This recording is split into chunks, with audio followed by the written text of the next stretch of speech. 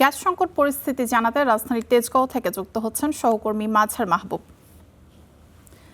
মাঝার, আপনি ফিলিং স্টেশনে আছেন, সেখানে আসলে গ্যাসের কি সরবরাহ আছে এবং চালকরা কি বলছেন? মিম, জুলাই মাসের 21 তারিখ এফএসআরইউতে বয়লারে আগুন লাগে। আজকে 1 মাসের বেশি সময় হয়ে গেছে। এর মধ্যে আমরা দেখেছি যে গত কয়েকদিন ধরে রাজধানীর কিছু কিছু সিএনজি ফিলিং স্টেশনে,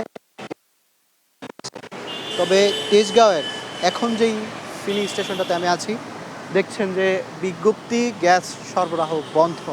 একেবারে তারা এই চিত্র, এই সিএনজি ফিলিং স্টেশনের এই চিত্র আমরা সেই 21 জুলাই থেকেই দেখছি 1 মাসের বেশি সময়। তারা যেটা বলছেন যে তারা মেশিন চালু করলেও গ্যাস পাচ্ছেন না। একটা বৈশিষ্ট্য আছে যে সিএনজি ফিলিং স্টেশনের মেশিন চালু করলে যদি গ্যাস না পাওয়া যায়, মেশিন আবার তার মতো স্বয়ংক্রিয়ভাবেই বন্ধ হয়ে যায়। এই কারণে তারা হচ্ছে যে একেবারেই বন্ধ রেখেছেন। তবে আজকে আমরা শ্যামলী, কল্যাণপুর সহ তেজগাঁওয়ের আরও বেশ কিছু জায়গাতে, রাজধানীর বেশ কয়েকটা জায়গাতে আমরা ঘোরাফেরা করেছি। বেশ কিছু সিএনজি ফিলিং স্টেশনে আমরা দেখেছি যে গ্যাসের যে চাপ সেটাতে কম বেশি রয়েছে। যেমন এই ফিলিং স্টেশনটাতে এখন একেবারেই গ্যাস নাই।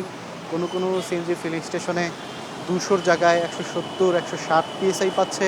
আবার কোনো কোনো ফিলিং স্টেশনে 120-30 পিএসআই পর্যন্ত তারা চাপ পাচ্ছে। অর্থাৎ যেহেতু রাজধানীর দুটি এলাকা অঞ্চল থেকে গ্যাস প্রবেশ করে, দুটি প্রবেশ মুখ থেকে, যেই রাজধানীর একেবারে ভেতরকার দিকে কিছু কিছু জায়গাতে একেবারেই গ্যাসের চাপ খুব কম থাকে।